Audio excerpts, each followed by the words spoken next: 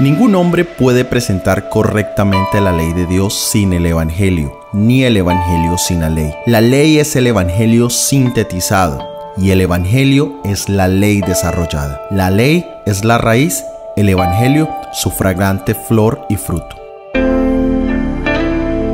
Hola, soy Óscar Acevedo. Bienvenidos a una nueva temporada de nuestro análisis bíblico producido por el ministerio 147. Pueden encontrar el vínculo al estudio completo en la descripción. Hola, soy Óscar Oviedo. Recuerda que estamos en múltiples plataformas que te permitirán escucharnos mientras manejas, caminas o trabajas sin necesidad de tener conexión al internet.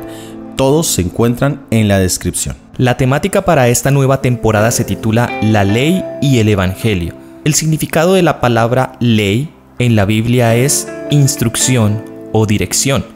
En Génesis capítulo 26, versículo 5 tenemos: Por cuanto oyó Abraham mi voz y guardó mi precepto, mis mandamientos, mis estatutos y mis leyes. En otras palabras, Abraham había escuchado las instrucciones o las direcciones del Señor.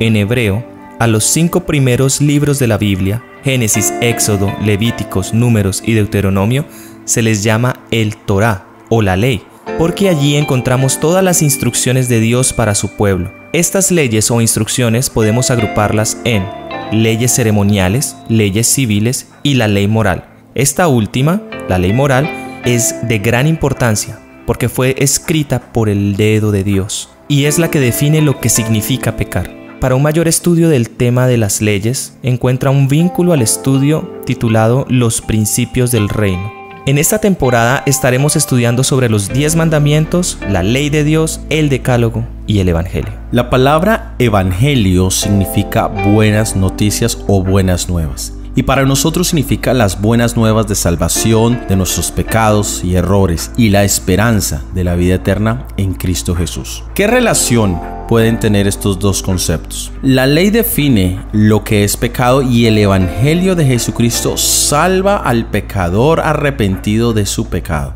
Si no existiera la ley de Dios, el pecado no sería condenado y no habría necesidad de gracia. Aquellos que se atreven a negar la validez de la ley de los 10 mandamientos, indirectamente están también negando la existencia de la gracia. Los 10 mandamientos, es decir, la ley moral, nunca fue ningún símbolo o sombra de nada. Existía antes de la creación del hombre y durará mientras permanezca el trono de Dios. Dios no podría cambiar ni alterar un solo precepto de su ley a fin de salvar al hombre, pues la ley es el fundamento de su gobierno, la cual es inmutable, inalterable, infinita y eterna. Ni una sola vez Jesucristo declaró que su venida destruía las demandas de la ley de Dios. Al contrario, en el último mensaje de su iglesia en Patmos se pronuncia una bendición sobre los que guardan los principios de la ley de Dios. Bienaventurados los que guardan los mandamientos, para que tengan derecho al árbol de la vida y puedan entrar por las puertas de la ciudad. Apocalipsis 22:14. El hablar de la ley de Dios, de los 10 mandamientos, promueve un evangelio de salvación por obras. Las obras nunca podrán comprar la salvación, pero son la evidencia de la fe que obra por el amor y purifica el alma de cada creyente. Y aunque la recompensa eterna no nos es concedida por causa de nuestros méritos, estará sin embargo en proporción con la obra hecha por medio de la gracia de Jesucristo. El análisis bíblico de esta temporada presentará algunos conceptos de las cartas del apóstol Pablo con respecto a la ley que pueden ser difíciles de entender. Sin embargo, es importante estudiarlos paralelamente con aquellos que aparecen algo más difíciles. Mientras estudiamos todos estos temas, oremos por la luz y conectemos todo con las verdades que se encuentran en Apocalipsis capítulo 12, versículo 17. Y el dragón se enojó con la mujer y fue a hacer guerra con el resto de su simiente, que guardan los mandamientos de Dios y tienen el testimonio de Jesucristo. Y Apocalipsis 14:12. Aquí está la paciencia de los santos, aquí están los que guardan los mandamientos de Dios y tienen la fe de Jesús. El tema para nuestro episodio de hoy es el Evangelio en el Edén. Génesis capítulo 1 y capítulo 2 son el libro de texto para hablar de lo ideal, de la voluntad perfecta de Dios para la raza humana. Jesús mismo se refirió a Génesis 1 y 2 hablando del matrimonio. Allí también encontramos la alimentación ideal para nosotros. Y nos surge una pregunta: ¿por qué Dios creó este mundo? ¿Cuál era el objetivo de esta raza humana? En otras palabras, ¿cuál es el objetivo de nuestra existencia? Muchos pueden simplificar el tema con decir que Dios nos creó porque nos ama, porque Él siempre piensa en dar y crear. Y esto es cierto en principio, pero Dios también tiene un propósito particular para cada situación. Y la creación de este mundo no era la excepción a esa regla. Miremos el contexto en el que Dios crea a la raza humana. Ya había existido la rebelión de Satanás en el cielo. Esto lo vemos en Isaías capítulo 14, versículos del 12 al 15. Y Dios decide la creación de una raza que cumplirá la función de jurado. Hoy en día podemos entender un jurado como un tribunal formado por sorteo entre los ciudadanos, cuya misión consiste en determinar si ha habido un delito y si el procesado es o no culpable. Esta misión no nace después de nuestra caída, sino que estaba previamente determinada en el contexto de una controversia mucho más grande e importante. En 1 Corintios capítulo 6, versículos 2 y 3 nos dice: ¿O no sabéis que los santos han de juzgar al mundo? Y si el mundo ha de ser juzgado por vosotros, ¿sois indignos de juzgar cosas muy pequeñas? ¿O no sabéis que hemos de juzgar a los ángeles? ¿Cuánto más las cosas de esta vida? También en Apocalipsis capítulo 20, versículo 4 nos dice: Y vi tronos y se sentaron en ellos los que recibieron facultad de juzgar, y vi las almas de los decapitados por la causa del testimonio de Jesús y por la palabra de Dios, los que no habían adorado a la bestia ni a su imagen, y que no recibieron la marca en sus frentes ni en sus manos, y vivieron y reinaron con Cristo 1000 años. Es decir, los jurados deben ser ciudadanos de honor, respetuosos de la ley. No deben haber estado presente en los hechos del crimen. Deben distinguir entre lo bueno y lo malo. Antes de poder ejercer este cometido tan sagrado, la raza humana necesitaba conocer lo que es la sabiduría práctica. En el libro de Génesis, capítulo 2, versículo 8 y 9 encontramos: Y había Jehová Dios plantado un huerto en Edén, al oriente, y puso allí al hombre que había formado. Y había Jehová Dios hecho nacer de la tierra todo árbol delicioso a la vista y bueno para comer, también el árbol de la vida en medio del huerto, y el árbol de la ciencia del bien y del mal. Aquí encontramos el porqué de la prueba en el contexto de la misión de la vida de Adán y de Eva. En el libro de Proverbios, en el capítulo 1, en el versículo 7, encontramos: El principio de la sabiduría es el temor de Jehová. Los insensatos desprecian la sabiduría y la enseñanza. Adán y Eva necesitaban desarrollar esa sabiduría, pero esa sabiduría no llegaría a ellos a menos que aprendieran a escuchar y a obedecer en el temor de Jehová. Ahora leamos los versículos 15 al 17 de Génesis capítulo 2. Tomó pues Jehová Dios al hombre y lo puso en el huerto del Edén para que lo labrara y lo guardase. Y mandó Jehová Dios al hombre diciendo: De todo árbol del huerto comerás, mas del árbol de la ciencia del bien y el mal no comerás de él, porque el día en que comieres morirás. Aquí encontramos la invitación a escuchar la voz de Dios en el mandato de que del árbol de la ciencia del bien y del mal no se debería comer. Y había una advertencia o una consecuencia si se llegase a desobedecer, porque el día que de él comieres, ciertamente morirás. En otras palabras, era una invitación a no tomar de ese árbol del conocimiento del bien y del mal, y que la obediencia o el escuchar o el temer a la voluntad de Jehová traería prosperidad y bendición. Especialmente desarrollaría una intimidad particular con nuestro Dios. En Génesis capítulo 3, versículos 1, 4 y 5 nos dice: Pero la serpiente era astuta, más que todos los animales del campo que Jehová había hecho, la cual dijo a la mujer: ¿Así que Dios os dijo, no comáis de todo árbol del huerto? Entonces la serpiente dijo a la mujer: No moriréis, mas sabe Dios que el día que comieres de él, serán abiertos vuestros ojos y seréis como dioses, sabiendo el bien y el mal.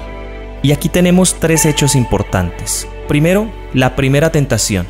Vemos que Satanás le dice a la mujer, a Eva: seréis como dioses.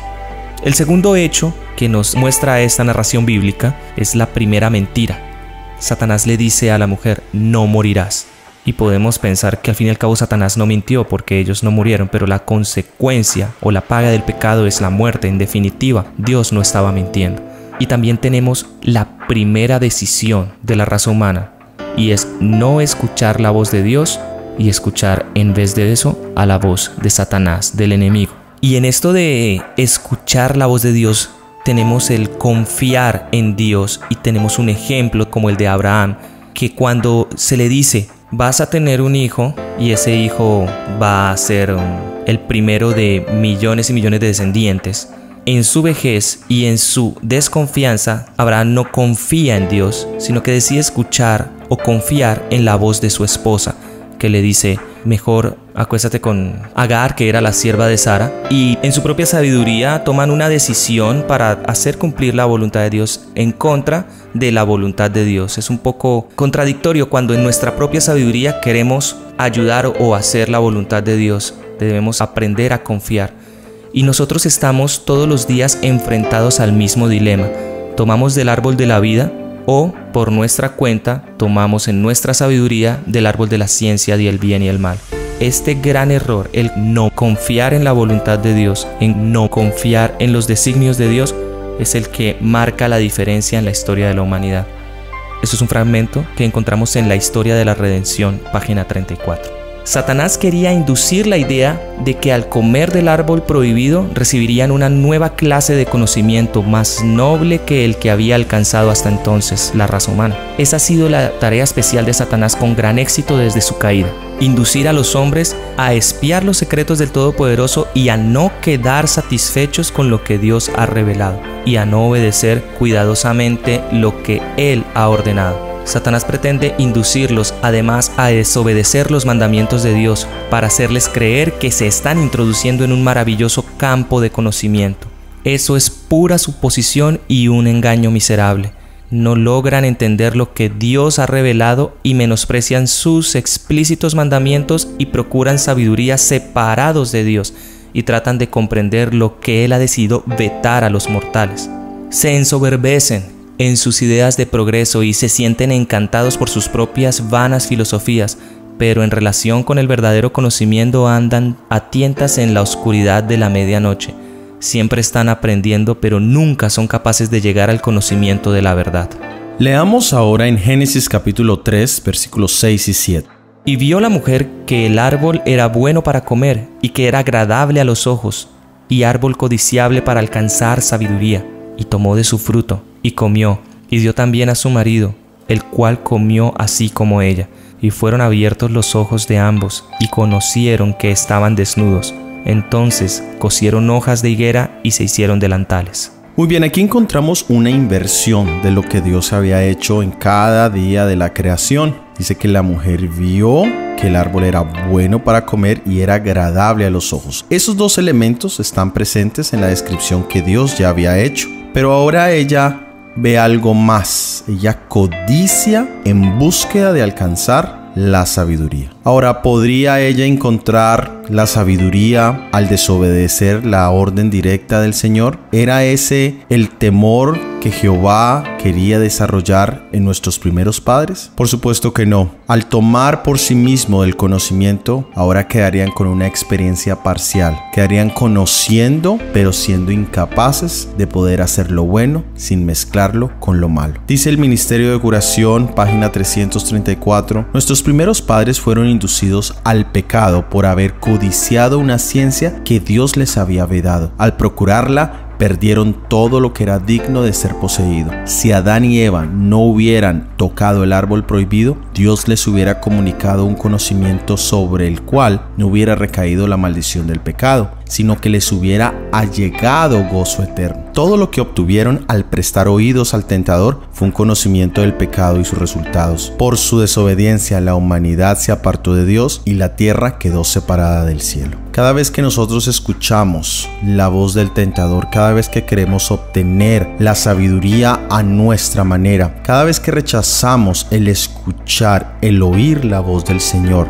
hacemos exactamente eso, generamos una separación. La separación primera la hacemos con Dios. Y llegamos a un punto donde empezamos a dudar de su existencia, donde empezamos a cuestionar sus designios. Posteriormente pasamos a separarnos de nuestros seres queridos. En los hogares hay divisiones, hay peleas, hay engaños, existen desobediencias, existen abusos entre padres e hijos. Empieza a haber una ruptura con la relación con nuestro prójimo y finalmente nos separamos de nosotros mismos. Empezamos a odiar nuestra vida, a odiar nuestra existencia y buscamos métodos y sustancias para mantener nuestras mentes adormecidas, para no sentir, para no vivir realmente o para no ver realmente nuestra realidad. En realidad, el no escuchar la voz de Dios tiene graves consecuencias para nuestra vida.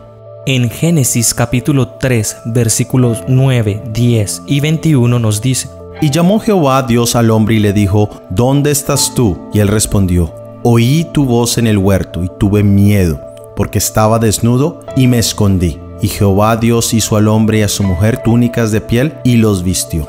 Aquí tenemos un contraste entre el temor de Jehová y el temor a Jehová. Y puede sonar parecido, pero vamos a entender el temor de Jehová como esa obediencia o el querer escuchar la voz de Dios sin ninguna obligación, sin ninguna presión.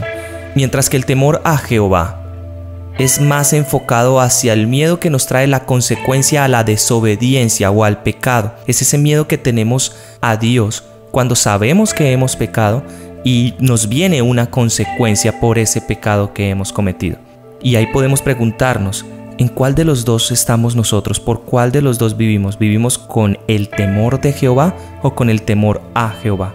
Podemos ver en este pasaje la grandeza de Dios al advertir de las consecuencias de la desobediencia, que era la muerte. Se les había dicho, no coman de este árbol porque la consecuencia o la paga será la muerte. Pero en el momento de ejecutar el castigo, les muestra su amor y les hizo túnicas de piel para cubrirlos. Es decir, en ese momento debían morir, pero ya había un plan en progreso. Y esto es una gracia inmerecida hacia el pecador, hacia la raza humana. También vemos el gran significado de las túnicas. Por un lado tenemos que Dios es quien nos cubre, quien nos sana, quien nos salva, quien nos da. Esto lo podemos ver porque antes de que el hombre tomara esa decisión en su propia sabiduría, ellos no sabían que estaban desnudos, ellos no sentían vergüenza de su desnudez. Es Dios cubriéndolos, sanándolos, salvándolos, es Dios con ellos. Pero apenas toman esta decisión, vienen las consecuencias y es lo que hace el pecado en nuestras vidas. El pecado siempre nos deja en vergüenza y nadie se enorgullece de estar desnudo frente a los demás. Apenas ellos toman esa decisión y viene la consecuencia, ellos sienten vergüenza del pecado que habían cometido. El pecado también nos roba todo lo que tenemos. La consecuencia del pecado de Adán y Eva, ellos pierden su Edén, ellos pierden su bienestar, pierden incluso la facultad de comunicarse con Dios como lo venían haciendo. Ahora ya las reglas cambian y eso es lo que hace el pecado. Nos deja en vergüenza, nos roba todo lo que tenemos, nos aparta de Dios. Después de esto nos podemos preguntar ¿en dónde quedó entonces el propósito inicial para la raza humana? ¿En dónde queda esto de ser jurados? ¿En esto de ser los imparciales que van a decidir si era o no culpable Satanás? Bueno, esto va a tener que quedar en espera hasta que Dios ahora redima a la raza humana, a los que habían sido creados para esta misión de ser jueces. Y ahora leemos en el libro de Génesis capítulo 3 versículo 15 que nos dice: Y enemistad pondré entre ti y la mujer, y entre tu simiente y la simiente suya. Esta te herirá en la cabeza y tú le herirás el calcañar. Al escuchar estas palabras, Adán y Eva les inspiraron esperanza, porque en esa profecía concerniente al quebrantamiento del poder de la serpiente de Satanás discernieron una promesa de liberación de la ruina obrada por la transgresión y la desobediencia. Aunque les iba a tocar sufrir por causa del poder de su adversario, en vista de que habían caído bajo su influencia y poder y habían decidido desobedecer a la clara instrucción de Jehová, no necesitaban ceder a la desesperación absoluta. El Hijo de Dios se ofrecía para expiar su transgresión con su propia sangre. Se les iba a conceder un tiempo de gracia, durante el cual, por la fe en el poder que tiene Cristo para salvar, podrían volver a ser hijos e hijas de Dios. Y aquí está el Evangelio en el Edén, en medio de la catástrofe, de la caída de estos seres que habían sido creados perfectos. Dios interviene de una manera maravillosa dando esperanza, y eso, mi amigo, mi amiga, es lo que es el Evangelio. Es un mensaje de esperanza, que a pesar de las circunstancias, que a pesar de las consecuencias, podemos tener la esperanza de que en Cristo Jesús podemos ser hijos e hijas de Dios. En Génesis capítulo 3, versículo 22 al 24 nos dice: Y dijo Jehová Dios: He aquí el hombre es como uno de nosotros, sabiendo el bien y el mal. Ahora, pues, porque no alargue su mano y tome también del árbol de la vida y coma, y viva para siempre. Y sacólo Jehová del huerto del Edén para que labrase la tierra de que fue tomado. Echó pues fuera al hombre y puso al oriente del huerto del Edén querubines y una espada encendida que se revolvía a todos los lados para guardar los caminos del árbol de la vida. Y aquí vemos una terrible consecuencia de todo esto, de simplemente no oír a Dios y no confiar en Dios. Así que lamentablemente se les informó que debían salir del Edén. Ellos habían cedido ante los engaños de Satanás y habían creído sus afirmaciones de que Dios mentía. Mediante la transgresión que habían cometido le abrieron una puerta para que Satanás tuviera fácil acceso a ellos y ya no era seguro que permanecieran en el jardín del Edén, no fuera que en su condición pecaminosa tuvieran acceso al árbol de la vida y perpetuaran así una vida de pecado. Suplicaron que se les permitiera quedar, aunque reconocieron que habían perdido todo derecho al bendito Edén. Prometieron que en el futuro obedecerían a Dios perfectamente, pero se les informó que al caer de la inocencia a la culpa no se habían fortalecido, sino por el contrario, se habían debilitado enormemente. No habían preservado su integridad cuando gozaban de un estado santo, de feliz inocencia. Mucho menos tendrían la fortaleza para permanecer leales y fieles en un estado de culpa consciente. Se llenaron de profunda angustia y remordimiento. Comprendieron entonces que el castigo del pecado es la muerte. Otro fragmento de la historia de la redención. Pero en medio de esta trágica consecuencia tenemos una buena nueva, y es que a ellos se les informa que a pesar de su terrible caída, Dios tiene misericordia y vendría un Salvador que iba a victoriosamente restaurar ese pacto entre Dios y el hombre, y ese propósito por el cual la raza humana fue creada se va a cumplir. Jesús es el árbol de la vida para nosotros hoy en día. Podemos encontrar esperanza en nuestra diaria comunión con Él. Aprendamos a escuchar para poder tener sabiduría, y al principio mencionábamos que nosotros estamos en constante decisión. Día a día, momento a momento, tenemos que decidir o el árbol del conocimiento del bien y el mal o el árbol de la vida. Lamentablemente nuestras decisiones han sido erradas en algunas ocasiones, pero esto es ahora conscientemente para nosotros en tomar la decisión, es nuestra decisión. ¿Preferimos a Jesús, el árbol de la vida, o seguimos tomando nuestras decisiones en nuestra propia sabiduría, desobedeciendo la voz de Dios y atrayendo o acarreando las consecuencias de nuestra desobediencia? Muy bien, de esta manera hemos llegado al final de este episodio del análisis bíblico. Para la próxima semana tendremos el análisis bíblico titulado Ofreciendo la primicia. Si ha sido de bendición, por favor, compártelo con al menos una persona. Déjanos tus opiniones en los comentarios. Que Dios te bendiga. Amén. Amén.